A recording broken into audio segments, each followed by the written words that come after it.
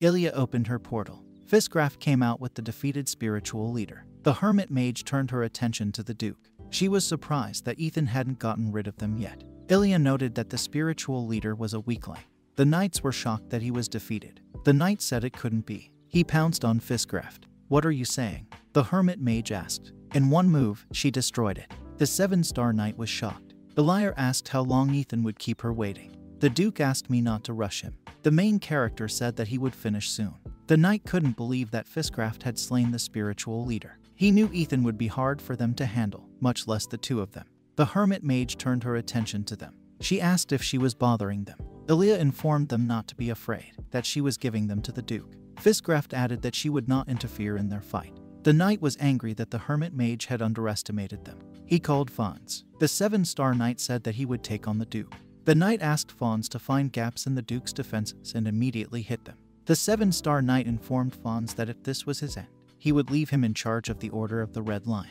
Fons was shocked by his words. The 7-star knight charged at Ethan. He used the secret sword technique of the Red Lion Order. The main character realized what he had noticed. The captain ordered Fons to be ready. The Duke noted that the knight had interesting conversations in the face of the enemy. The 7-star knight said that he wouldn't miss the opportunity that his subordinates gave him. He was thinking that even an archduke couldn't have infinite mana. The 7-star knight reasoned that even if he spent all of his mana, that would exhaust him. He unleashed a fierce lion attack. The Duke knew that he had 0% mana left. The knight thought about what he had done. There was an explosion all over the area. Blood began to drip onto the ground. The main character hit the 7-star knight with a sword. He grabbed the Duke's arm. The knight shouted for Fons to attack him. Fons attacked Ethan. He was ready to attack. The main character activated the addition of 9 rings. The Duke used Wyvern Breath. The 7-star knight was thinking that Ethan had absorbed the energy. The Duke unleashed an explosive wave of fire. Both knights were startled.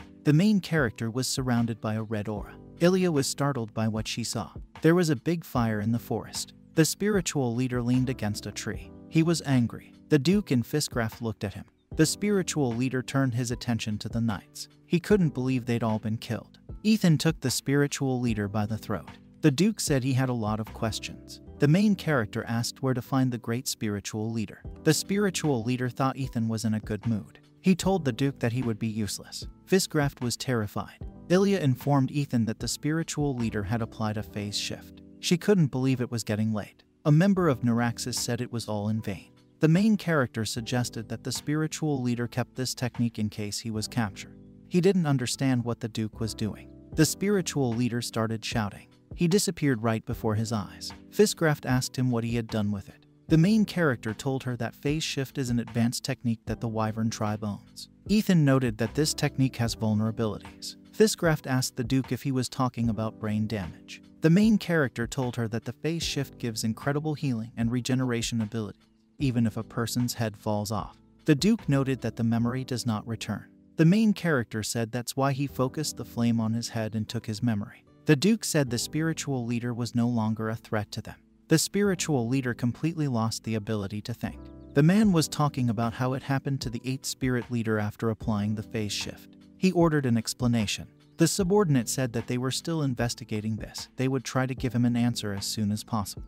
Before us was a great spiritual leader. List of leaders of the Western Lands sect. The plot tells us that Gersten, a priest of the dark arts, was in charge of the mines. Killed by Archduke Ethan Arden, the mines are closed. High Priest Berstan ran a publishing house, assassinated by Archduke Ethan Arden, and the publishing house closed. The Wyvern tribe's book of magic is forbidden in the Arden lands. The great spiritual leader was talking about how the region that the 8th spiritual leader was in charge of had recently experienced some sort of bivouac. He asked if the Archduke was responsible for his current condition. A subordinate told him that the conflict was undoubtedly related to the Archduke, but according to the report, at the time of the attack, the Archduke was scouting with a woman, and no one else was with him. The subordinate added that while the 8th leader had a squad of Count Hamilton's elite assassins with him, he noted that Eric also possessed the dragon infestation technique. The great spiritual leader suggested that it might have been the work of King Delphrian. The subordinate said that this is probably the case. He added that the Order of the Shadow Knights was under suspicion, and he believed that the government would also blame King Delphrian. The Order of Shadow Knights, these are its knights, aren't they? The great spiritual leader asked. He ordered a subordinate to send an elite squad against the Order of Shadow Knights and the Ardens. He He said that whoever did this to his students, he would make them pay dearly. Actions are transferred to Toledo, the city of Count Lugon. The man thought that this had finally happened. He was thinking that someone had come. The man opened the door. He asked the stranger to pass. Manhwa asked if the male second spirit was responsible for the task. He asked me to call him Marcus. Marcus asked Manhwa to sit down. The head of the Knights was thinking that this was the person who had been appointed by Counselor Lawrence to be an intelligence officer. Manhwa reflected on the fact that Marcus was a member of Baron Karga's organization. He was surprised by the coincidence. Marcus told Manhwa that everything was ready for the operation to begin. He asked the head of the Knights to take care to avoid unnecessary casualties among the personnel. Manhwa said he didn't have to worry. The head of the Knights informed him that the task would be completed with honors. He swore on the honor of a soldier of the Archduke Dragonboy. Residents of the city talked about rumors that are related to Lugan, who staged an attempt on the Archduke's life. The woman asked what had happened to the Archduke. The man informed her that everything was fine. He noted that the Archduke was attacked by a knight captain and his deputy. The woman was surprised that she hadn't seen them in days. The knight addressed them. He asked them how they dared to spread slander. The knight added that the residents should be grateful that Count Lugon lowered the tax. The man said they knew that. He noted that the Count had only done so on the Archduke's orders. Do not hold the people for the stupid. The man continued. The knight kicked him in the stomach. He informed him that he was detained for treason. He ordered his subordinates to take the man and throw him in the dungeon. The subordinate obeyed his order. The man told them to stop. He said it was a liberator warrior. The knight said that he knew it. This is the male leader of these reactionary traitors. He told the knight to look at himself. The man ordered to release the townspeople because they were not criminals. The knight ordered his subordinates to capture him. The man was taken aback. The stranger hit them with a single attack. They didn't know who it was. Manhwa asked why they needed to know. As if that's going to change anything, the head of the Knights added. The knight didn't know who it was. He was amazed that there were knights among the revolutionaries. He noted that Manhwa was a high-ranking knight. The knight ordered his subordinates to form up to attack. He talked about how they would end it. They used the technique of joint hunting of red lions. Manhwa was ready for their attack. The head of the Knights used the Dragonboy sword art. He used a smashing blow. The knight didn't understand what it was. He was amazed that he had never seen such a technique in the Wyvern tribe's art. Manhwa used the Dragonboy sword art technique. He took advantage of the dragon's destructive strike. One of the knights was slain. The captain charged. Manhwa dodged it. The head of the Knights used the Dragonboy sword art. He took advantage of a devastating single flash. The knight's sword flew away. Manhwa was impressed by the sword art that the Archduke had developed. The knight leader was thinking that even though they were both level 6 knights, he was stronger. Of course I'm stronger than I was when I served in Baron Karga's family, Manhwa continued to think. The man informed the head of the Knights that the Order of the Red Lion Knights was not their enemy. He noted that the real enemy was the Count and his exploitation of the masses. The townspeople were delighted with Manhwa's victory. They said that there was a liberator warrior among them. Lugon was furious when he found out that the subordinate still hadn't arrested the warrior. A subordinate told him that he was not an ordinary troublemaker, he had support. The Count didn't understand what kind of support he was talking about. I have information that he has a knighthood behind him, the butler said. He added that the guards from the Order of the Red Lion were defeated and disgraced. Lugon was shocked by that the Knights of Arden are already here. He asked his subordinate how things were going with Zarif and Fons and whether he had been able to contact them. The butler told Lugon that it had been a week since they had been out of touch. He was pretty sure that. The Count was furious. Lugon believed that they had a larger army than the Archduke, so they should have the advantage. He ordered the butler to immediately appoint an interim order captain. The Count ordered a detachment to be assembled to suppress the rebel. A subordinate informed Lugon that he had bad news. The Count asked what was going on. He claimed that Archduke Arden had captured the fortress of Toledo. Lugon was shocked. The subordinate said that the Archduke himself was leading the knights into battle. The Count was very angry. He ordered the butler to relay the order for all the forces to gather in the palace. Lugon said they would stand to the death. A group of knights were heading towards the Count's office. The man couldn't believe it. He was amazed that almost all the townspeople were under lock and key here. Miriam was at the head. Portical ordered the Toledo Palace guards to surrender. He claimed that the true lord of these lands came after the soul of a traitor. The townspeople cheered. One of the palace guards was very scared. The captain asked him not to drift, because they are not as weak as the others. The captain noted that they had a 4th-rank mage squad ready. He believed that despite the Duke's skills, he would not be able to survive the storming of their castle. The captain asked the guards to take courage. He ordered them to open fire. The knights were surprised that the guards were shooting at civilians. The main character and the knights were heading to the castle. Ethan braced himself for the attack. He used the mana shrapnel technique. The Duke ordered his subordinates to launch an offensive.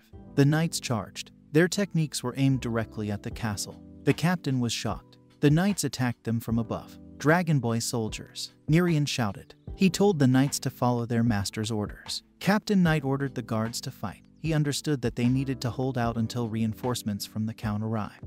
The Duke informed Nerian that as soon as they broke through the gate, he would gather a group of people to find and take the Count hostage. Nerian did as he was told. Footsteps sounded in the castle. The young man ordered his subordinates to run faster. He was very scared. Lugon asked if the butler wanted them to leave him here. The Count ordered Yegma to lift faster. To the death, Count the subordinate asked. The butler had said that if the rebels broke through the defenses, they would rush in by the tens of thousands. The subordinate noted that the Archduke himself was leading their battle. He suggested that it would be better to surrender. Lugon called the subordinate a pathetic worm. The Count asked the butler if he had forgotten what happened to those whose cities were taken by the Archduke. Lugon believed that the soldiers should stand to the death and hold Ethan while he went and hid with the Marquis of Altarnes. The Count said that the butler would go with him, and he asked him to take some of his subordinates and his treasures so that no one else would know. Lugon asked the butler if they were being chased. The subordinate stated that no one was there because he kept looking around. The Lugon family was shocked. The Count was angry because the castle had fallen. Lugon was amazed that his soldiers had lasted so long. The Count told his family to hurry up because they were almost at the exit.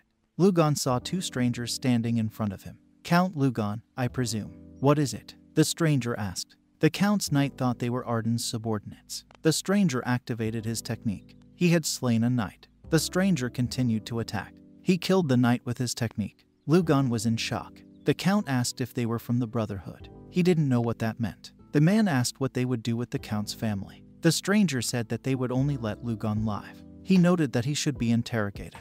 The man was glad of that. The Count was very frightened. Shouts could be heard everywhere. Menharten didn't understand what had happened. Lawrence reported that these were leftovers from the Count and his subordinates. The leader of the knights was shocked that Lugon ordered his soldiers to stand to the death, and then he ran through the tunnel, carrying his belongings. He thought it was pathetic. The advisor noted that no one had touched the Count's treasures. Lawrence assumed that these people simply wanted to kill Lugon.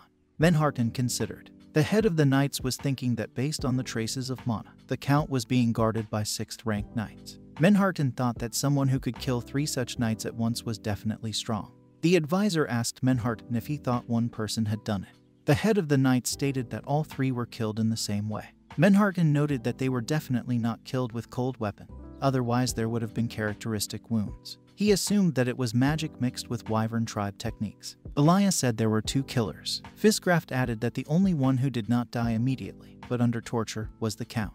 She thought they were trying to get some information out of Lugon. Ethan claimed that it was done by people from the Brotherhood. They saw the Archduke in front of them. The advisor agreed with him. Lawrence also believed that they were trying to extract information from the Count about the culprit behind the 8th spiritual leader's death. The protagonists suggested that based on their level of proficiency in magic, the attackers were clearly spiritual leaders themselves. Elia noted that she thought so. The main character thought that this was their answer, considering what he did. Lawrence talked about the Brotherhood sending assassins to the palace. They probably think that the king is turning you against them, the advisor suggested. The Duke was glad of that. Ethan was talking about keeping the Brotherhood on the wrong track. The main character is informed that he will reclaim the 9th ring. Lawrence suggested that the Duke take advantage of the situation and leave the Brotherhood and the kingdom between them. Ethan asked what the advisor's plan was. Lawrence stated that he would arrange everything so that the king would have no choice but to act against the Brotherhood. He asked him to contact the Marquis of Bloten and Sir Populence. We are transported to the Bloten estate. The Duke told the Marquis about the situation with the county. The Duke told him that the Brotherhood had killed the Count, and he thought that these people would stop at nothing. The main character noted that the Brotherhood's confidence was not based on nothing. He told Bloten that there are 7 noble houses behind the Brotherhood. The Marquess didn't see how he could help Ethan. The Duke said that he intends to create conditions for the king under which he can intervene in the situation. Ethan asked the Marquess to find out everything he could about the former royal blacksmith, Williams. Bloten asked the Duke if he wanted to expel the Brotherhood's agents from the king's entourage. The main character said that this is so. He stated that if the Marquis found proof of the 7 noble families' contacts with the Wyvern tribe, they would be able to shackle their influence over the king. Bloten reasoned that the Wyvern tribe had already enslaved foreign countries, but if the Duke was doing it, it was worth trying to give them a fight. The Marquess informed Ethan that he didn't have to worry. He said he would get the Duke irrefutable proof. Myers' sword was covered in fire mana. Ethan's younger brother attacked the man. The knight deflected his attack. His shield was covered in blue mana. The knight struck back. Myers was thrown backward by the shock wave. The knight said that now it will be a stronger blow. He lunged at Ethan's younger brother. Myers blocked his attack. The third young master asked if Hans was sure. The subordinate noted that if you count the House of Emil Tovo, 5 lands have already been recaptured. Hans added that this is not all. The subordinate asked Myers if everything was all right. The third young master said that he was fine. Myers was talking about how he had just learned the art of Black Flame, and Ethan was already taking over the Count's capital after defeating his Knight Corps. The knight asked if the third young master was distracted during the duel. He used the pure diamond roundup technique. Myers tried to dodge his attack. The third young master thought that he was nothing compared to his brother. Myers activated mana streams all over his body. His sword shone with fiery mana. The knight was taken aback. Ethan's younger brother charged. He hit the knight. Dust rose up all over the training ground. Myers delivered a decisive victory kick. The third young master knew that he had to keep up with Ethan. He was ready to continue the attack. The knight asked him to stop. There was an explosion on the training ground. Their swords clashed in a duel. Shimon patted Myers. The Count praised Myers. He noted that the third young master's mastery of the Black Flame art was getting better. Myers said it was a disgrace to him. He added that he still has a lot to learn. Shimon asked Myers not to be modest, because his Black Flame was getting purer. The Count asked the third young master to take the elixir from him. Myers thanked him and added that he would never forget his kindness. Shimon asked the third young master how the Archduke was doing. Myers informed him that the Duke had deposed Count Lugon.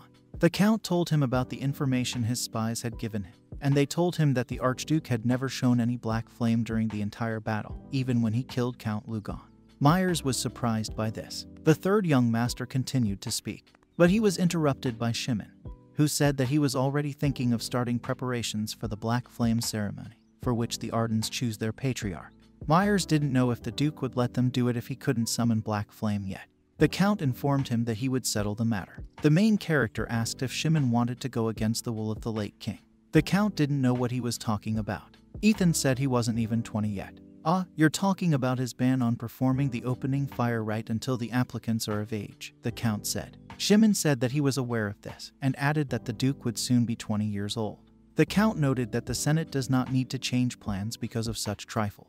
Shimon asked the Duke if nothing would happen until his birthday. The Count was saying that if the Duke didn't mind, they would be waiting for him in Rindinium, the capital of the Archduchy, in a month's time. Shimon noted that if Ethan does not attend the ceremony, they will consider it a rejection of his claims for the Patriarchate. The Duke and his sister met. The Archduchess asked Ethan what they should do. She informed him that at the opening of the fire ceremony, you need to summon a black flame. Prixian noted that they hadn't seen the Duke's black flame. He apologized to Ethan and added that he was worried about him. The main character asked Lawrence if he saw any prospects. The advisor was taken aback. Lawrence didn't know what to say. The Duke said that he had spent so much time preparing to go through the opening fire ceremony. He asked everyone to keep their heads together. The main character said that soon they will put an end to the rule of unworthy heirs. Rindinium, Ethan's sister said. The main character said that it was time for them to return to their father's house. Lawrence was in charge of packing. The advisor said that he would provide this to the subordinate. Lawrence continued to lead the knights. The Duke asked if the counselor was all right. Lawrence didn't know what he was talking about. Ethan informed him that he had heard about his sleep problems, and added that the counselor always got drunk to get to sleep. The Duke noted that the advisor drinks at least 2 bottles of rum. They also say you don't eat at all, Ethan continued. The main character said that he understands that Lawrence is trying for the common cause, but this way he can die young. Lawrence said he didn't want that. The Duke said that the counselor had to take care of himself. He noted that now they have a lot of people under their control, so the advisor can delegate some tasks to them. Ethan added that he needed Lawrence, and for a long time. The main character asked the advisor to take the box. Lawrence asked what it was. The Duke said that it was a gift that was made by his sister. Ethan told the counselor that it was a magical amulet that would give him strength. The Duke noted that his sister was worried about Lawrence. He asked me not to take it off. The main character added that in such times you need to get a good night's sleep and be able to delegate your affairs whenever possible. He said it was an order. Lawrence really liked the Archduchess gift. The knight said that it was necessary to move everything before sunset. He was shocked that the advisor was smiling. The knight assumed that there would be heart-rending screams from the dungeons tonight. Fire mana was spreading out from the Duke's body. Ethan tried to concentrate. He was thinking about what pure flame was. Rorosha said that the black flame is made up of pain, but it is also alien to the natural characteristics of fire. She noted that, in other words, an unstable flame has limitations. The Duke thought of no bitter feelings. He thought only of the pure breath of fire. Ethan turned his attention to his sister, who came into the room. She informed him that the preparations were complete. The Duke was glad of that. He said he was ready. The main character talked about how they were coming home. The plot takes us to the day of the opening ceremony of the fire. The Duke arrived in Rindinium, the capital of the Duchy of Arden. Residents were surprised by his arrival. They couldn't hold back their tears because of their joy. The carriage drove through the city. Fisgraft was thinking that Rindinium was even worse than she had imagined. She was shocked by the capital city. Lawrence was furious that the half-breeds had ruined the Duke's hometown. The Archduchess took the counselor's hand. Lawrence was taken aback. He asked her if she was all right. Ethan's sister hoped he would teach them a lesson. For how our people suffer, she continued to think.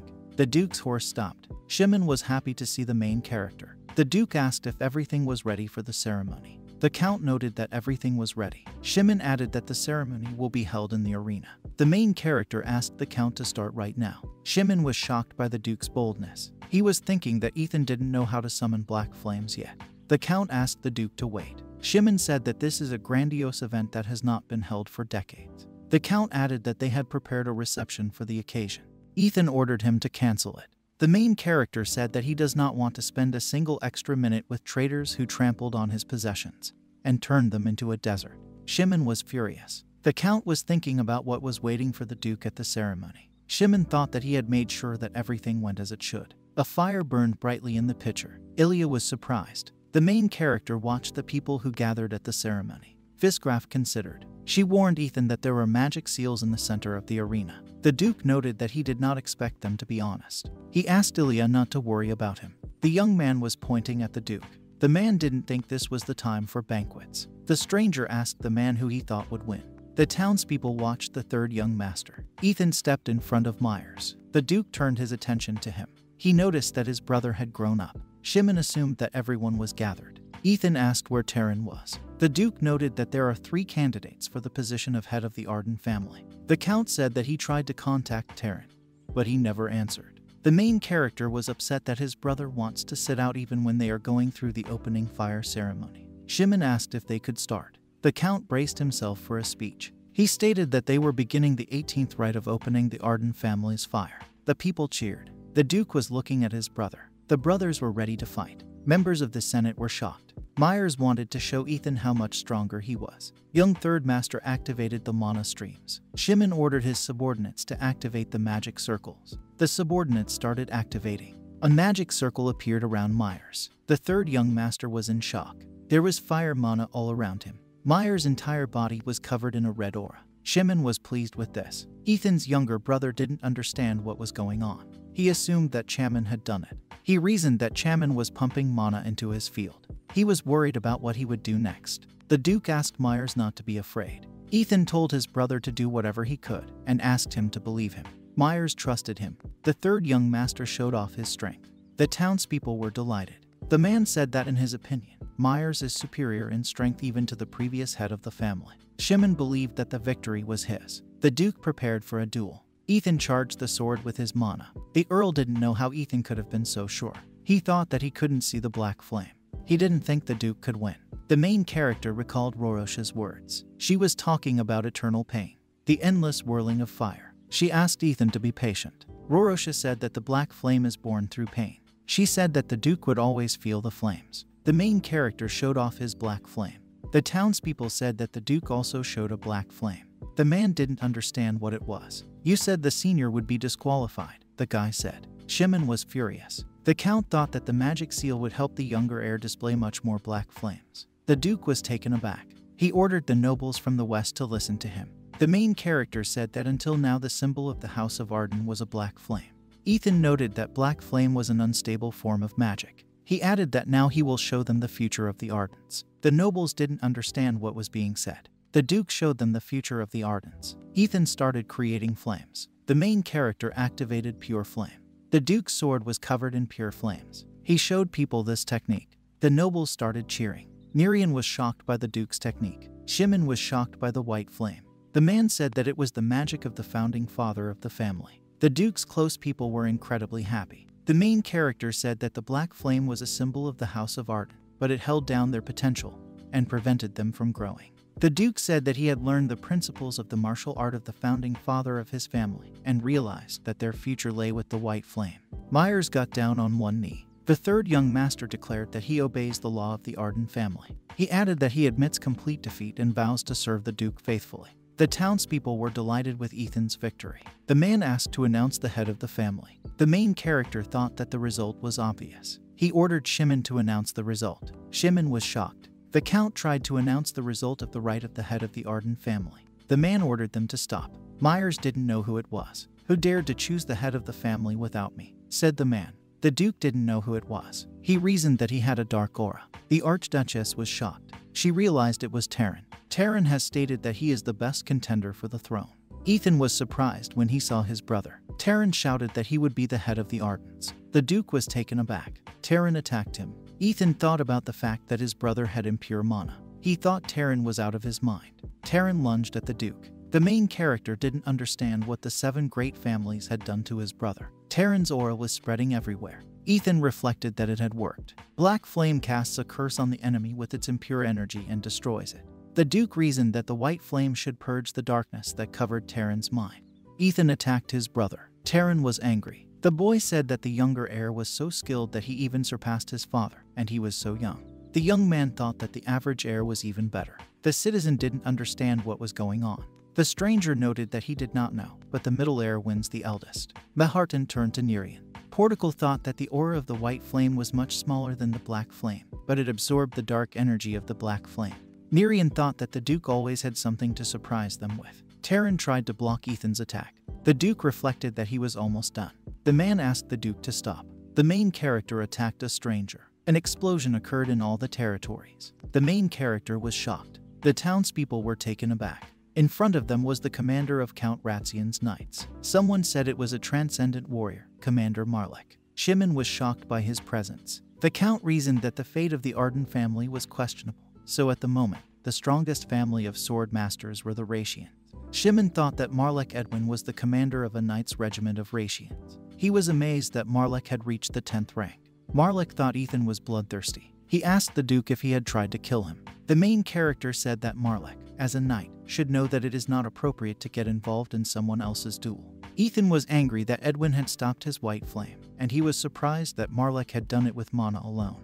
Not even some defensive skill. Edwin asked Ethan if he was teaching him how a knight should behave. Marlek asked the Duke if the opening ceremony, where violations are being committed, should not be stopped. "Look out!" the nobleman shouted. In front of them was the leader of the Black Demon Squad. The plot introduces us to the captain of Duke Aguilez's battle mages, who was a great magician of the 8th rank, and his name was Roger Berglane. Marlek reported that the Ratians and Aguileses received a letter about the ritual only 2 weeks ago. Edwin noted that Terran had not been given time to prepare. The Duke was surprised that Marlek thought this was a good excuse. He was shocked to be called a transcendent warrior. Ethan thought that if Marlek was one of them, he wouldn't have been able to point a gun at him. The main character assumed that Edwin's real level is no more than 9. Ethan reasoned that Marlek really had a lot of mana. "Almost as much as I had when I became a transcendent warrior," the Duke continued to think. The main character thought that if Marlek had so much mana, then the Knights of the 11th, 12th level should have much more mana, because they are real transcendent warriors. The Duke waited for further action. Edwin asked if he didn't understand. Marlek said that Terran's condition is unstable, so they need to arrange the rite again. Ethan noted that they had made his brother's fortune that way. The Duke asked them what they had done to Terran. Marlek didn't know what Ethan was talking about. He added that he was just teaching Terran. Edwin declared that he was declaring the opening fire ceremony invalid. Marlek pointed out that when they were ready for a fair fight, they would notify the Duke. Ethan called out to Edwin. The Duke ordered him to go to the abyss. The main character tried to attack Marlek. He managed to dodge Ethan's attack. Their swords clashed in battle. The Duke was furious. A fiery aura formed around Marlek. Myers didn't understand what was going on. The Archduchess was shocked. The old man talked about how it was a secret technique that was given out by the renegade family. He was amazed that a member of another family would possess her to such an extent. The stranger asked if Count Ratian's knight commander could summon black flames. The young man did not understand what was happening. Marlek was ready for the Duke's attack. The main character rushed at him. Edwin blocked one attack after another. Ethan tried to attack from above. He jumped on top of Marlek. Edwin was amazed that despite being a 7th-ranked Duke, his punches were strong.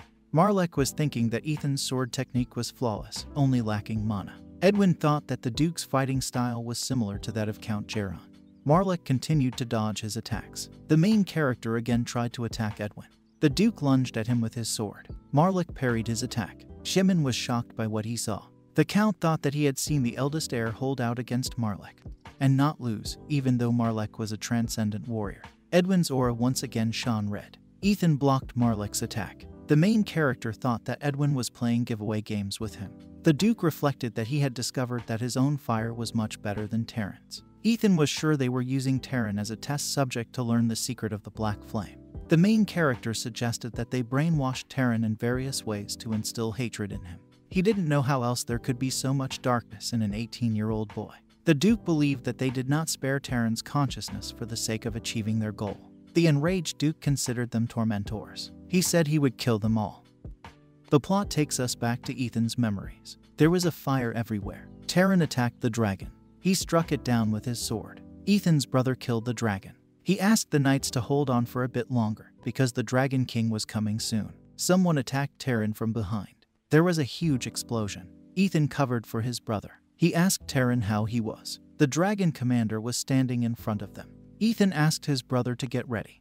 He said that this last one was their commander. Terran told his brother to go ahead. Ethan was taken aback. Terran declared that he would fight to the death. He asked Ethan to kill the Dragon King and save humanity. Please, brother, Terran added. We are once again transported to current events. Roger was standing across from Terran. The Duke and Marlek's battle continued. Ethan reasoned that the more his anger grew, the colder his mind became. Edwin attacked the Duke. Therefore, Terran, I will show these pitiful worms that they will never shake the Archduke's resolve. The main character continued to think. Ethan used the white flame body technique. Marlek assumed that the Duke had lost his temper. Edwin was thinking that he hadn't hit hard on purpose so Ethan could dodge. Ethan's body was surrounded by a fiery aura. Edwin was shocked by this. Marlek's sword was near the Duke's chest. Myers knew that his brother didn't have enough mana. Ethan's eyes were filled with horror. Blood flew to the side. Marlek wounded the Duke. The Archduchess was very frightened. The main character was furious. He prepared to attack.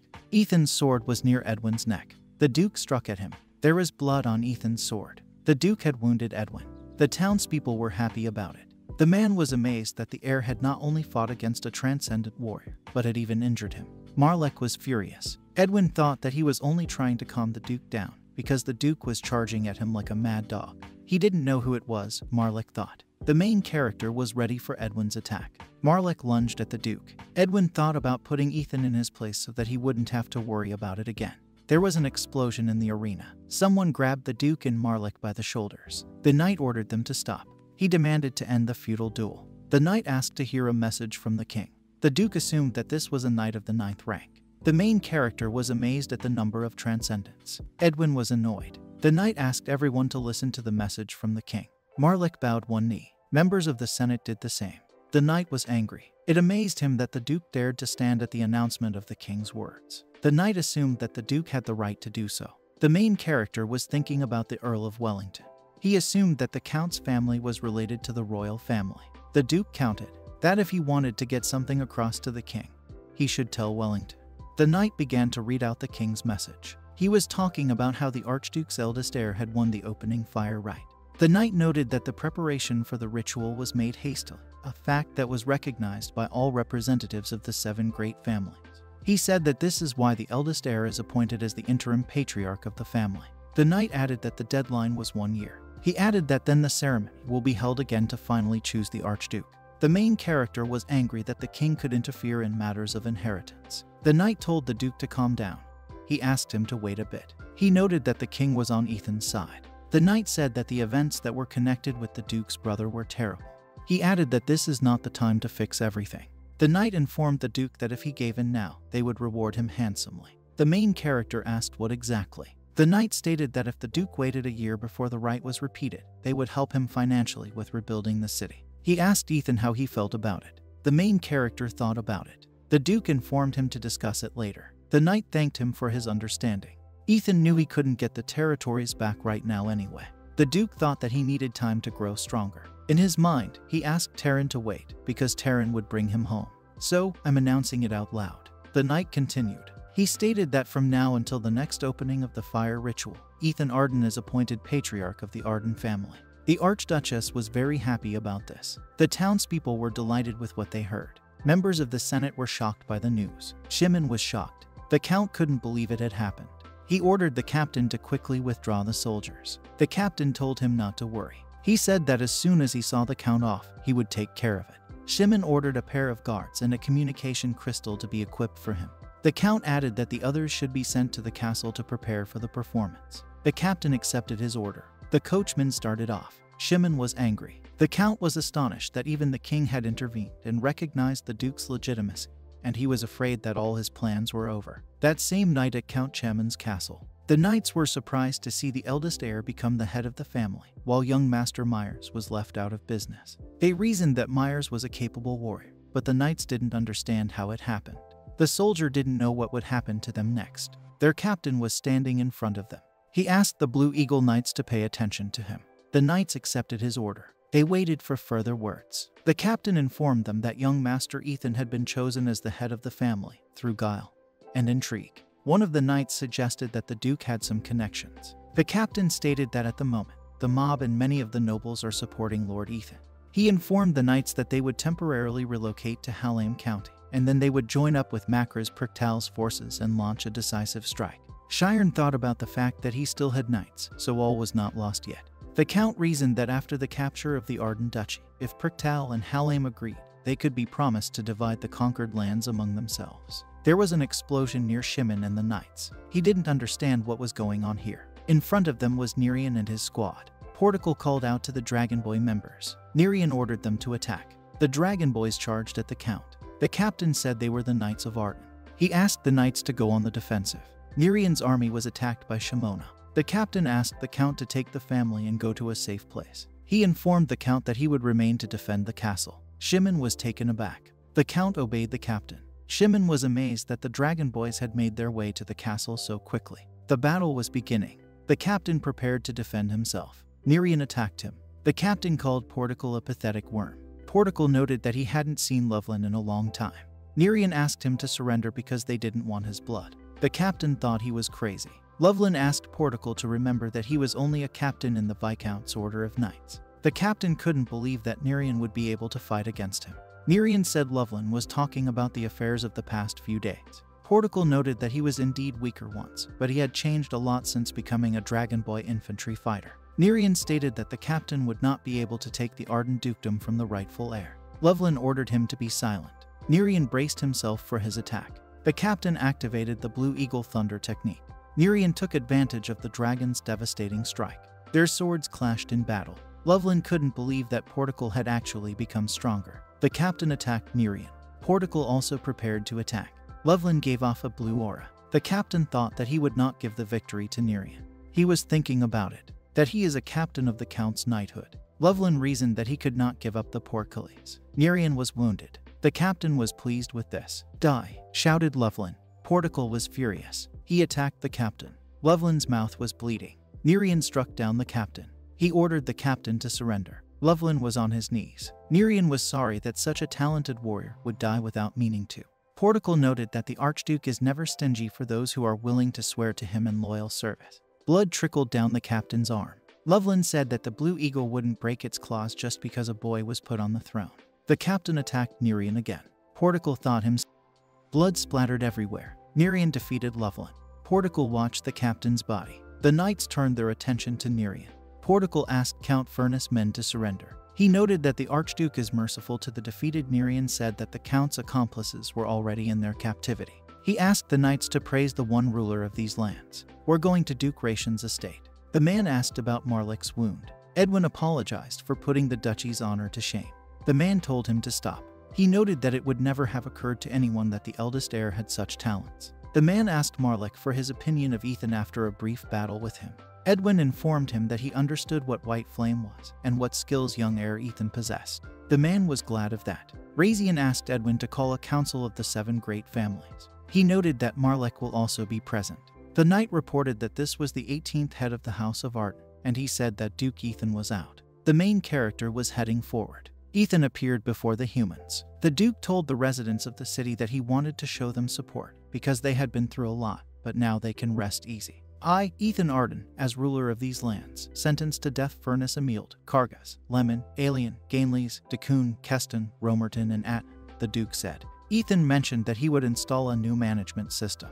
The townspeople cheered. They glorified the line of Arden. The main character continued. He ordered his subordinates to proceed with the execution. Lawrence said he was glad to meet the Duke. Ethan had said that there wasn't a single normal candidate. The counselor was amazed that so many people had disappeared at once, and now there weren't enough stewards for such a huge dukedom. The main character asked Lawrence if he thought it was his fault. The advisor informed him that he had not said so. Lawrence had said that they were going to hire those who had been removed from power during Karga's time, but there were no decent people among them either. The counselor asked if the Duke had anyone in mind. Ethan noticed that no one was there. Prixian informed the Duke that he would let in the next candidate. The young man greeted the Duke saying that it was an honor to meet him.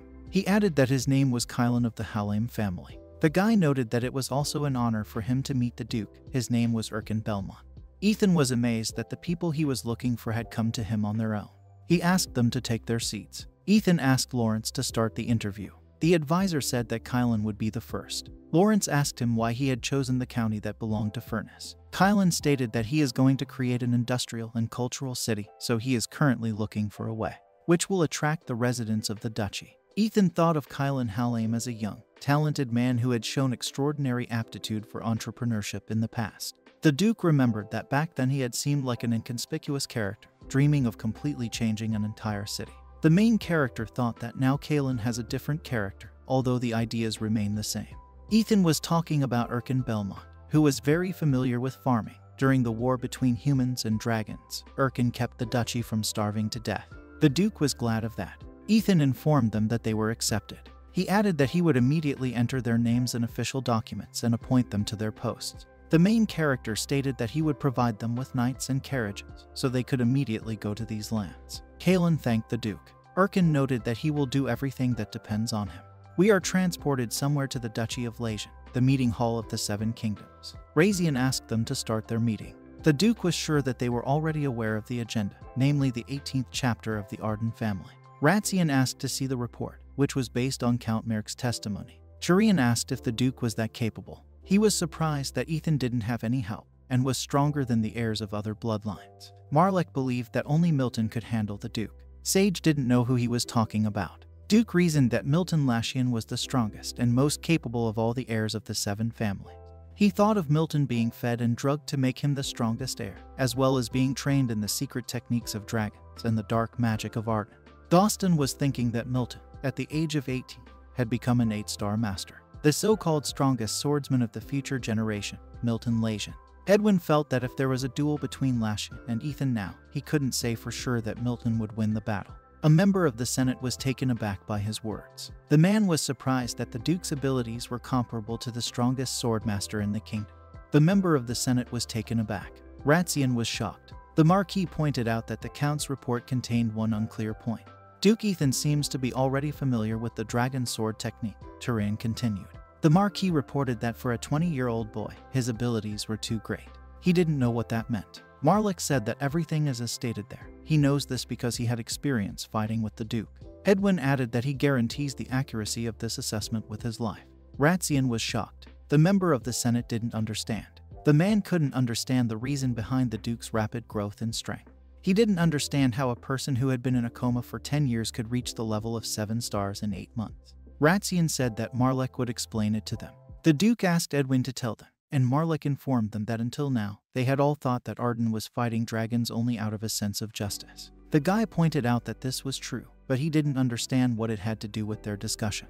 Marlek said that when you think about it, it's a little weird. Edwin had talked about how the Duke's hatred of dragons, his defense of the mainland, could come up with many reasons, but whether they were sufficient reasons to continue the war that would lead to the complete collapse of the clan.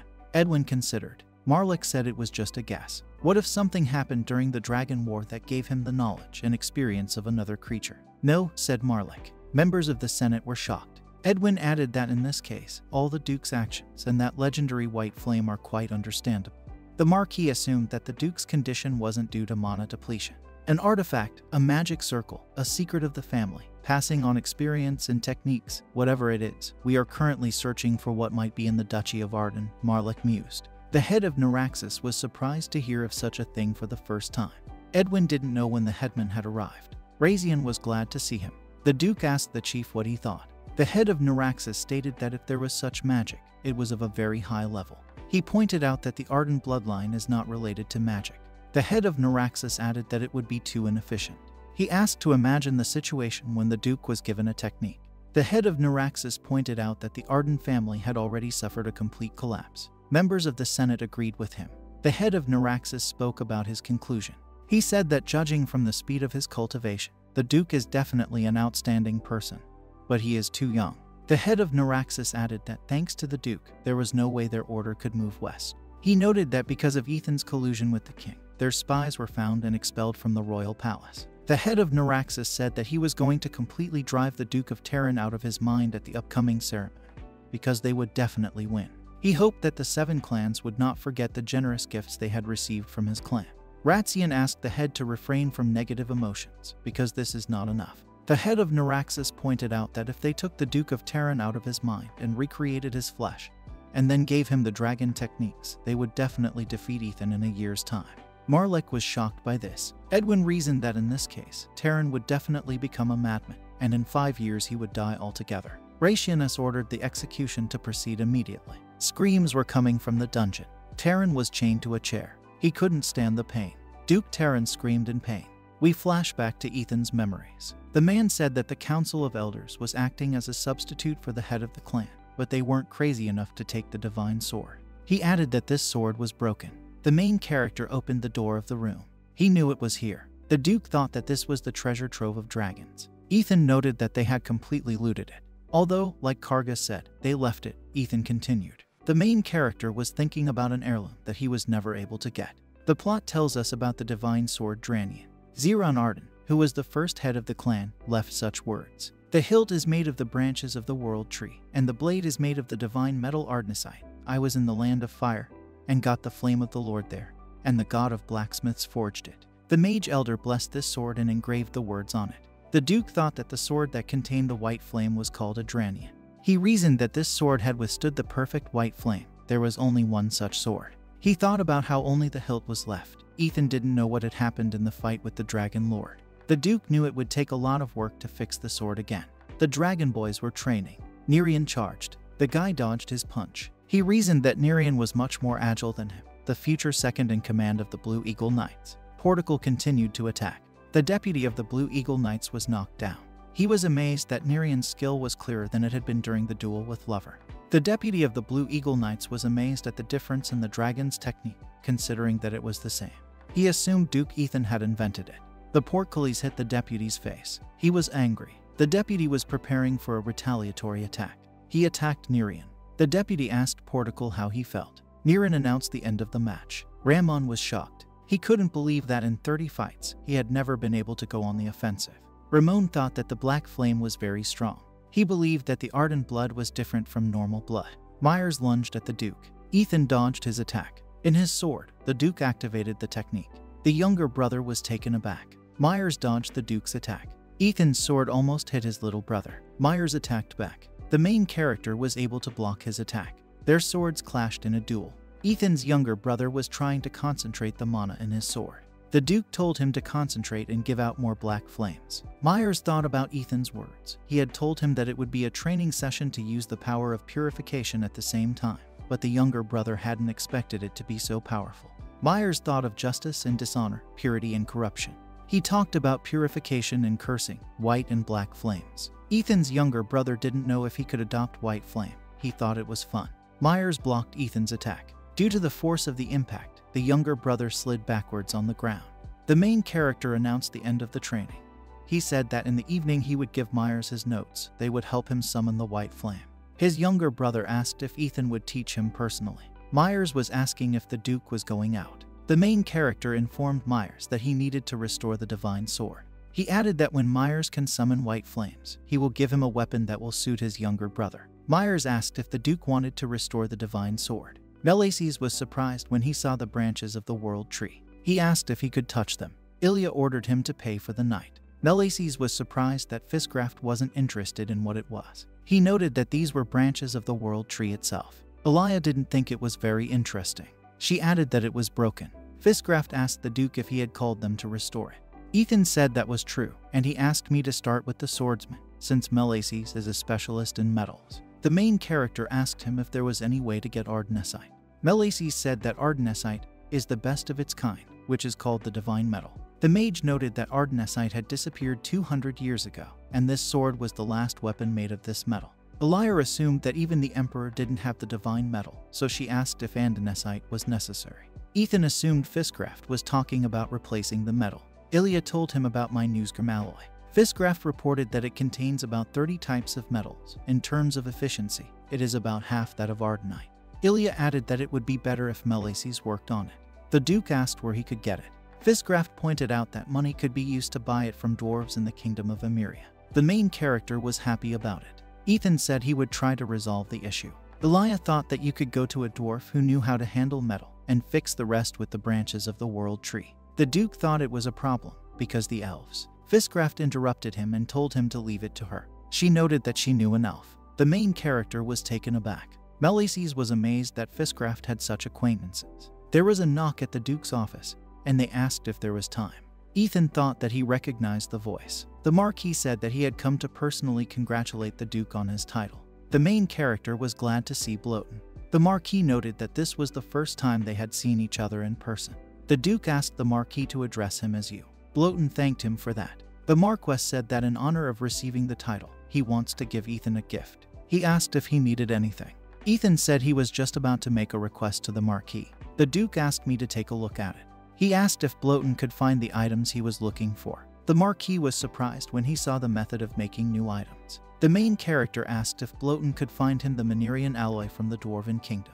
The Marquis asked why the Duke needed such an expensive metal. Ethan told him that as soon as he started controlling the white flame, he couldn't handle it anymore. He added that he will find money, but it is very difficult to get the right alloy. Bloaton noted that Manerian alloy is quite a rare material, but he agreed because both their cities trusted each other with the future. The Marquis said that he would certainly use all his resources to find this alloy. The carriage was heading somewhere. Military forces that will help in organizing intelligence. The Duke asked. Lawrence told him about the red moon that works for the king and is guarded by shadow knights, so he was able to get verified information.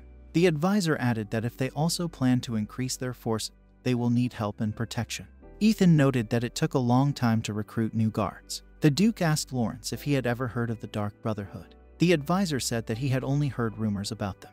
The main character asked Lawrence to find out everything about the lawless city of Carmen and then contact him. He added that the advisor should stop there today on the way and make an appointment with them. Lawrence did as he was told. The Duke wanted to continue his meditation, but Ilya called out to him. Fistgraft asked if Ethan remembered that he wasn't alone. The hermit mage said that Ethan probably didn't know this, but if you were sitting in front of a person, it was customary to have a conversation with them. Fistgraft decided to tell the Duke how she had become friends with the elves. She asked him to listen carefully. The hermit mage said that it was a long time ago when she saved the high elf. The Duke asked her again.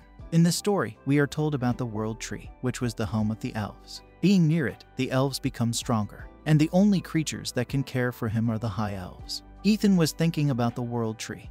He thought it was just a type of tree. The Duke supposed it wouldn't do him any harm if he tore off one branch. The main character thought that it would be easier to make the handle than he thought. Someone attacked the Duke. Ethan dodged the attacks. The elf reported that the Duke had evaded. He ordered to prepare for the second wave. You said you were friends with the elves. Oh, said the Duke, surprised. Fistgraft didn't understand what was going on. The elf said that they should never allow anyone to enter their territory. He ordered all the arrows they had to be fired. Ilya informed them that they had misunderstood. The Duke noted that this would be faster. The elf ordered that the man be dealt with first. He gave the order to shoot all at once. The archers were ready to fire. Ethan used his technique to dodge their arrows. He activated the magic bullets. The woman asked them to stop. She stated that for harming them in order to obtain the sacred tree, they deserved to be punished. The Duke told her not to be afraid. The main character noted that Proto broke the weapon. The woman was shocked by the mane of fire. Fistgraft was happy to meet Irina. Ilya showed her the handkerchief Irina had given her as a token of their friendship. "So you are the descendant of Arden who fought the dragons," Irene said. The Duke asked them why they were so wary. The elf told them that some people had descended here and taken some of the elves, even though these lands were protected by the World Tree. Irina added that they themselves do not understand what is happening. She asked them to understand their desire to protect the World Tree. Ethan asked who these people were. He assumed that was the reason why they mistook them for invaders. Irina informed them that about 6 months ago they started building a castle not far from here. The elf added that a sinister energy is concentrated around him, which continues to expand their territory. Irina noted that even though it is beyond the influence of the World Tree, it takes away all their strength so that they can't even fight. The elf said that their mages were very powerful. The main character asked for their forgiveness. The elves didn't understand what was happening. The Duke struck the World Tree. Elle asked what Ethan was doing. Ilya was terrified. Fiskgraf didn't understand what those strange appendages were. Irina didn't know what it was. The Duke said it was the Dragon Tree. Ethan said that it was similar to the World Tree, but only belongs to the dragon race. The Duke pointed out that unlike the World Tree, which gives life, the Dragon Tree drains energy and strength. The main character didn't know where he was planted, but he believed that the World Tree was on the verge of death. Irina was shocked. The Duke asked me to tell you more about who is building the castle. The elf noted that they didn't know either, and she told him that they had suddenly appeared one day, wearing cloaks that gave off a purple glow. The Duke asked her again. Irina said they were slightly different, but they all gave off a purple glow. The Duke knew who he was talking about. Ethan said they would help the elves. He asked me to take them to the castle. An unknown fruit is floating on the tree. The boy watched him. A subordinate came to report information to him. He talked about how the World Tree's infestation had reached 80%, and the subordinate added that it would start to wither very soon, and the elves would lose their strength. Diego was glad of that. The 6th bishop said that even if the elves found out, it would be too late. Diego noted that it was best to remain cautious. The 6th bishop had said that when the infestation reached its maximum level, they would launch an attack. The subordinate obeyed his order. The 6th bishop noticed the dragon fruit that absorbed the life energy of the World Tree and its branches. He couldn't imagine how much mana it contained. Diego thought that he should hurt a top-level bishop who had mastered the dragon technique. The 6th bishop knew that even 10 of these fruits would not be enough to defeat him. Diego believed that his true goal was a high elf who could grow the seeds that would be left over from the dead World Tree. The 6th bishop thought that if Eric had failed, he would now have even more responsibility. Diego was thinking that if everything worked out, he would be able to learn a mid-rank dragon technique, after which the difference in strength would become colossal. The 6th bishop hoped that he would succeed. Diego assumed that the invaders had broken in. He summoned an army of silver mages. The subordinate asked if the 6th bishop had summoned him. Diego assumed that the elves had descended again. He ordered them to be taken alive. We are shown the forest. The Duke and Ilya were on their way to the castle. The main character assumed it was there. Fiskgraf thought this was understandable, because the dark energy spread from the fortress itself.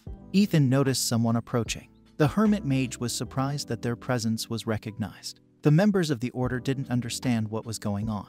The stranger noted that these weren't elves. The Duke asked Ilya to step aside. The subordinate considered it unimportant who was in front of them. He ordered us to attack them, but let them live. Members of the order attacked Ethan. The main character activated the red flame of the 2nd stage. He used the fire snake technique. The order members continued their attack. Their leader didn't understand who was in front of them. He thought that he hadn't expected this. He ordered the order members to retreat. The soldiers began to retreat. The Duke ordered the elves to give chase. The subordinate couldn't believe that he had seen the person who had forced the Dragon Lord himself to retreat. There was a huge explosion. Fiskgraf guessed that this was the interior of the fortress. They were watching the inside of the castle. The elves were struck by a nasty aura that they couldn't stand. The Duke pointed his sword at the ground. Ethan poured mana into his sword and activated the technique. He asked everyone to stay close to him. The stranger ordered the wizard and the elves to be stopped. A dark magic circle appeared above them. The elves fell to the floor. Irina said that nothing happens to her body. Ilya assumed it was gravity magic. She thought the members of the order were pathetic worms. Fiskgraf started activating her technique. She summoned a magic circle. The hermit mage believed that she had to protect the elves. The Duke said that in that case, he would deal with the leader. Diego loomed over him. The 6th bishop told Ethan that he looked like the picture. The main character attacked him. Diego used a defensive technique. It may not be white flame, but it managed to repel my sword. The Duke reasoned. The 6th bishop said that he was convinced that Ethan was the Duke of Arden. Diego said Ethan would meet his death here. The main character was taken aback. He found himself in the sphere that the 6th bishop had created. Irina was afraid for Ethan. Fiskgraf told the elf not to worry, because the Duke could handle it. The hermit mage said what was important now. A member of the order ordered everyone to use all their strength. He added that they should not allow any people to interfere with the head. Ilya was furious. The plot takes us back to Diego's memories. The head of Neuraxis had told him that the 6th bishop was worthy of the title of clan head. He said that this technique was given to him by the great dragon, and he will pass it on to Diego. The head of Neuraxis added that with this technique, he will be able to control other creatures. The Duke was dodging the 6th bishop's attacks. He was amazed that he hadn't seen this technique even in his previous life. Ethan guessed that this technique was one of a number of submission techniques. He thought it might be quite dangerous. The main character believed that he needed to purify it with the white flame aura. Diego talked about seeing the legendary white flame. The 6th bishop believed that it lived up to its name. Diego pointed out that it was all a hoax for the sake of it. The 6th bishop activated the Eye of Death technique. The plot tells us that the Eye of Death was the magic of dragons, which enslaved the consciousness of the enemy, and even the strongest people who had excellent skills are not able to resist this power until they die. Diego ordered the Duke to die. The main character activated Pure Flame. The 6th bishop was baffled. Ethan cut off his arm. Diego stepped back. The Duke suggested that the 6th bishop uses the eye to influence the psyche, and the magic thread to control his body. He asked Diego if the dragons were using such cheap techniques now. The 6th bishop pointed out that Ethan's skills weren't bad. He didn't know how the Duke managed to resist his magic with so much mana. Diego felt that he had underestimated the rumors about him. The 6th bishop added that this place was in his power. Diego summoned a dragon. The Duke froze, waiting for further action.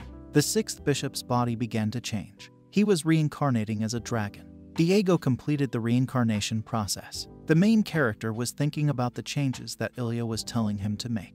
The Duke was thinking that when he fought Eric in parallel space, he said that they could take the form of dragons. Ethan thought it was even better that way.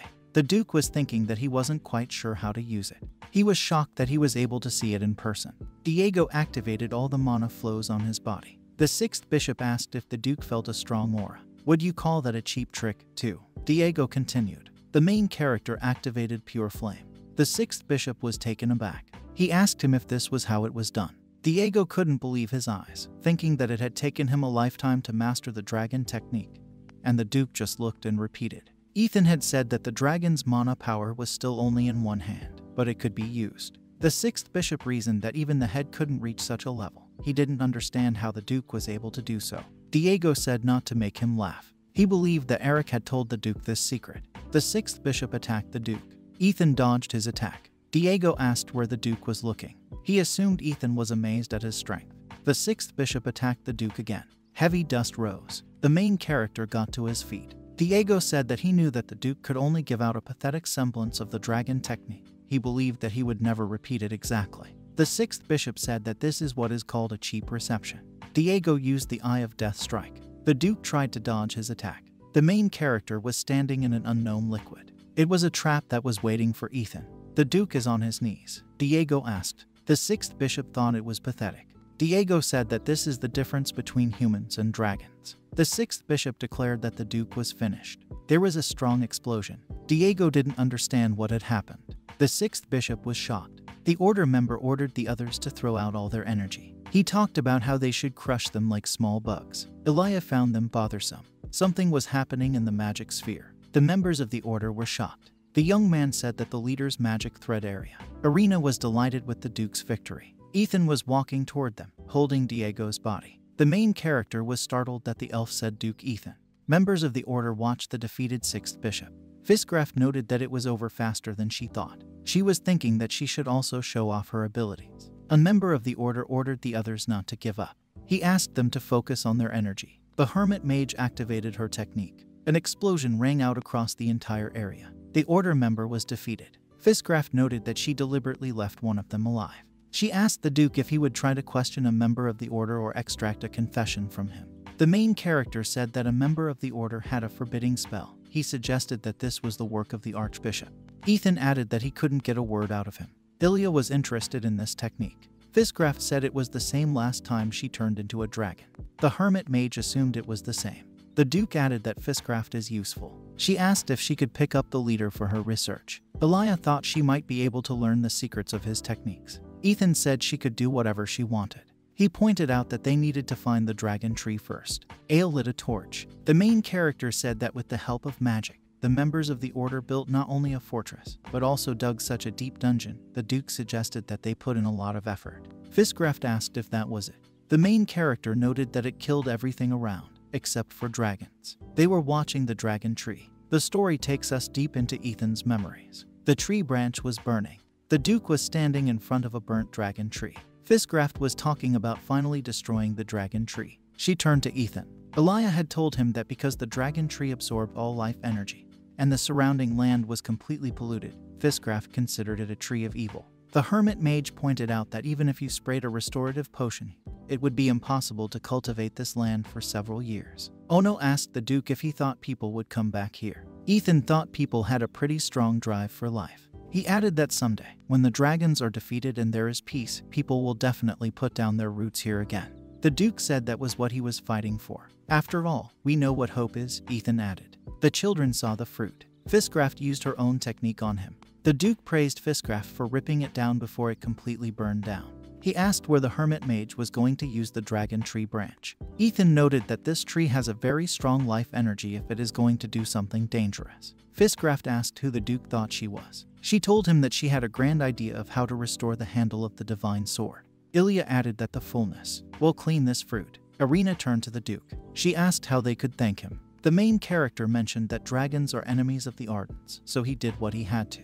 The elf asked what would happen to the elves now. That was the question that bothered her the most. Irina said that the Dragon Brotherhood, which is common in the kingdom, will not leave them alone as long as they possess the world tree. The main character invited them to come to his duchy. He pointed out that if the elves came, he would provide them with his protection. Ethan added that no order or brotherhood could invade.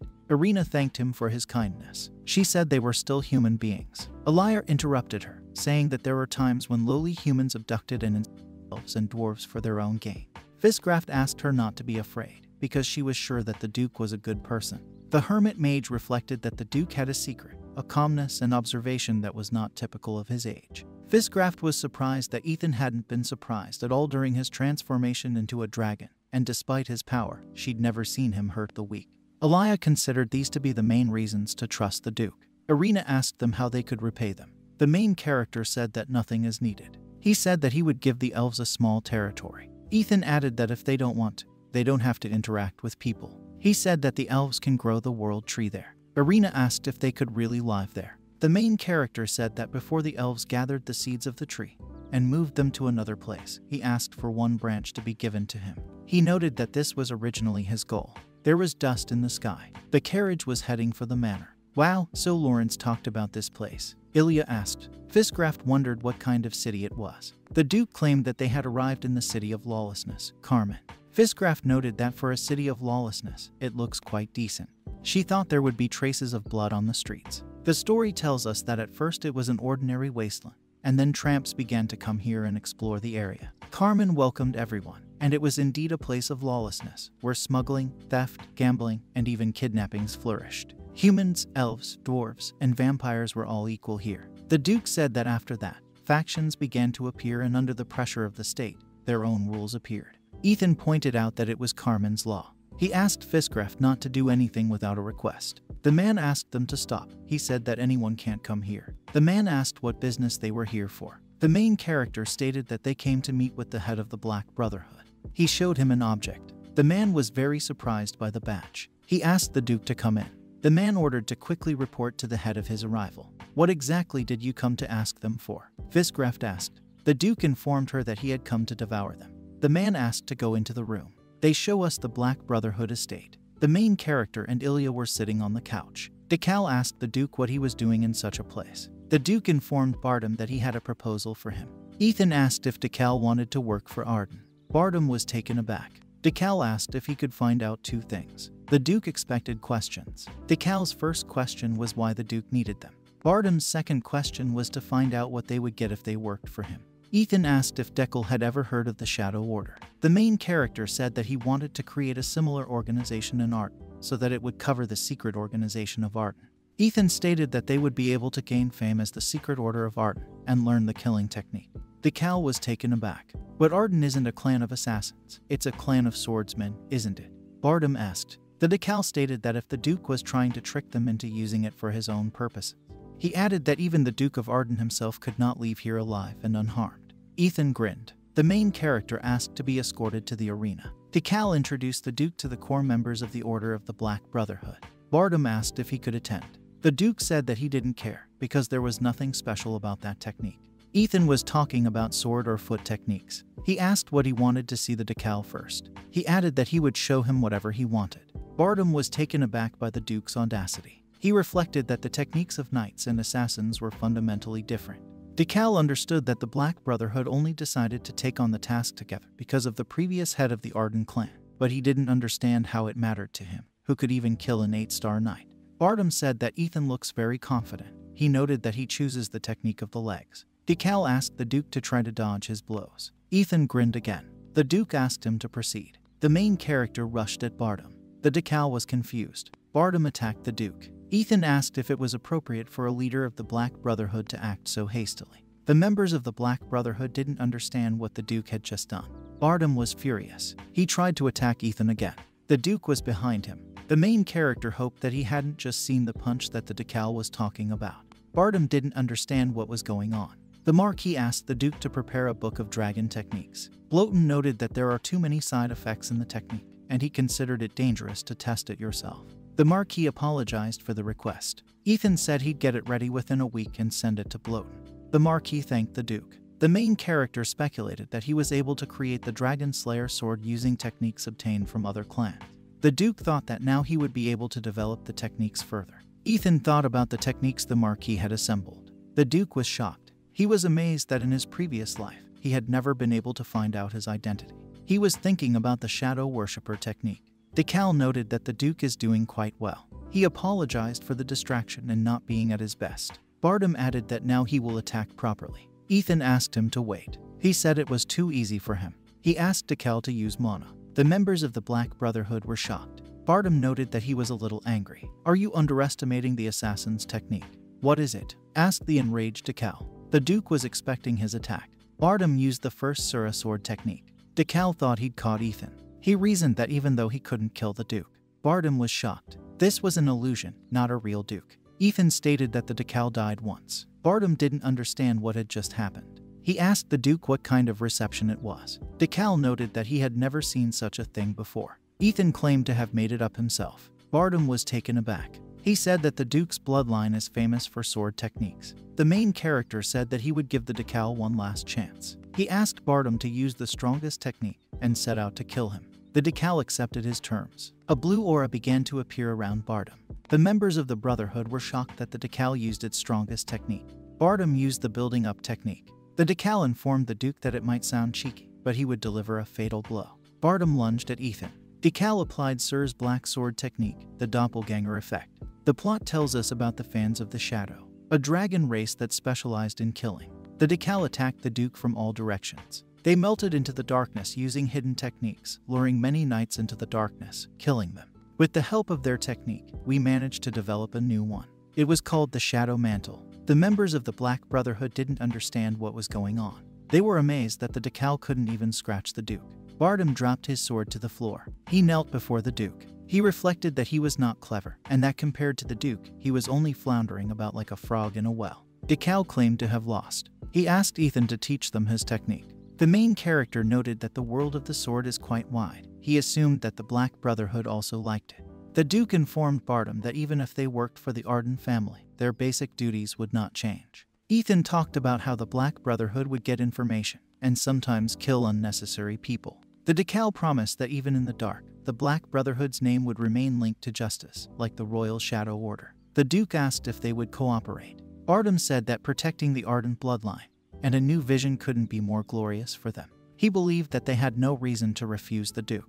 Ethan noted that this was exactly what he needed. The Duke welcomed them to the Arden family. Lawrence informed Ethan that he had sent dragon boys to protect the elves. The Duke was glad of that. The main character said that the Black Brotherhood now works for him. The advisor assumed that Ethan had succeeded. "By the way, I've been contacted by Marquis Frechtel's estate, and he would like to meet you in secret," Lawrence said. The Duke was thinking of the 7 clans of the kingdom. Ethan wondered about the nature of Frechtel's spirit summoners. Lawrence asked the Duke what one of the kingdom's 7 clans was up to.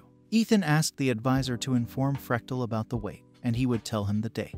Lawrence asked Ethan if it would work. The main character suggested that if Frechtel contacted first, then he needed something. The Duke had said that Frechtel had one of the 8 rings and would have to face it one day anyway, but Ethan thought it best to keep their trumps for now so that Frechtel would be even angrier. The main character asked how things were going with the lands for which the managers were chosen. He thought it was time to provide the results. Lawrence noted that manager Guylan, who was entrusted with the city of Hermes, is very unusual. The counselor thought it best for the Duke to check in personally because he was an interesting specimen.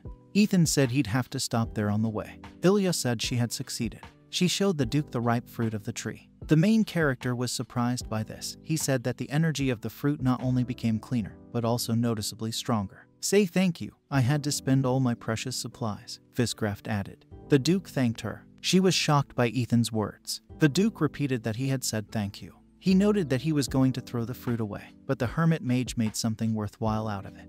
The Duke added that if Ilya needed anything, she could contact him. Fiscraft said she would say something later because nothing comes to mind. Ethan asked her to take her time and think. The Duke took a bite of the fruit. The coachman was driving the carriage. Ilya was sleeping in it. Ethan was meditating. He was glad that the fruit was working. The Duke thought that he had absorbed all the energy. The main character reflected on the fact that 7 months had passed since his awakening. He believed that the level was much higher than it was in his previous life. Ethan was thinking that there was more mana, and the most important thing was that the white flame was completely distributed throughout his body. He reflected that the internal problems were solved in principle, and the foundation of the very essence was laid. Ethan believed that all that remained was to fight the 7 clans of the kingdom, which had 8 rings in Terran. The Count ordered the knights to form up. He asked them to salute the Duke. Ethan noticed that he and Guylan hadn't seen each other in a long time. Galen thanked him for coming, and told the Duke that he would report to him on the achievements of the city, which is developing trade and culture. He said he would see the Duke and Fiscraft off. The hermit mage was amazed that the city was much busier than before. The man asked the citizen to pay attention. He reported that the Duke of Arden, who had been ill for a long time. The man said that he would show the beginning of this legend. The Duke asked Fiscraft to go somewhere else. Ilya wanted to watch the performance. He didn't understand why they would look at a performance that told about him. Fiscraft reminded the Duke that he had promised to do whatever she asked. Guylan said it would be an interesting performance. He asked to pay attention to the development of culture in the city. The man said that the performance had already begun. Barrow's village of Baron Kargas. The villagers suffered from red scorpions, villains who collected taxes under the guise of protection fees. The guy asked who would dare touch them, the red scorpions. He added that they will drink and have fun. The guy said that today they will collect money from people. And at that moment, Duke Arden appeared. The earth and heavens shook with his footsteps. The townspeople were shocked. They said that this was the same Duke who had fallen ill 10 years ago. The man claimed to be Ethan. He added that residents will no longer have to suffer from these villains. He said he would punish them. "You can't use mana unless the deity grants you an ability," the guy said. He noted that it was all a ruse. The guy ordered Ethan captured. Ilya thought the Duke was amazing. She assumed that he was indeed a hero sent by the gods. Fiscraft was amazed that after the Duke woke up, he had fire mana. Guylan told Ethan that there were daily shows like this in the city, and people were very happy about it. The Earl asked Ethan what he thought of that. He noted that this is the strength of the culture that he promotes. Guylan said he'd show Ethan something else. He asked me to follow him. The young man asked the waiter for another beer. The guy was upset with his cards. He thought that he was finished. The Count asked if the Duke would like to try it. The plot tells us that these are not just maps. They depict real people in history. Arden is portrayed as a hero to arouse people's sympathy, and the dragons and the Order are portrayed as pathetic, strengthening hostility to them and reducing interest in the sect. In the future, it is planned to connect the cards using magic. Then the game will become brighter and more orderly. I will make sure that all citizens are interested in this worldview. Ethan thought the idea had potential. He appreciated the idea. The Duke thought it was commercially efficient and profitable. The main character was glad that Lawrence advised him to watch in person. Ethan said that he will allocate additional funds to Guylan for the development of this game. The Duke believed that once they achieved stability, they would split the profits. The Earl thanked Ethan. The Duke was pleased with the visit. He noted that this is the end of his business here. Now let's go to the place where it was planned to create an agricultural center. Ilya asked. Ethan said they would go there when the elves arrived. The Duke said they were on their way to Lindinium. The boys got into the carriage. Fiscraft noted that she found one small flaw in the game. The angry hermit mage said that even if a great mage like her didn't succeed, it was an easy game to lose. The Duke reflected on how infatuated Elia was. He found this game effective. Dissatisfied, Fiskgraf continued to talk about the request to ban this game.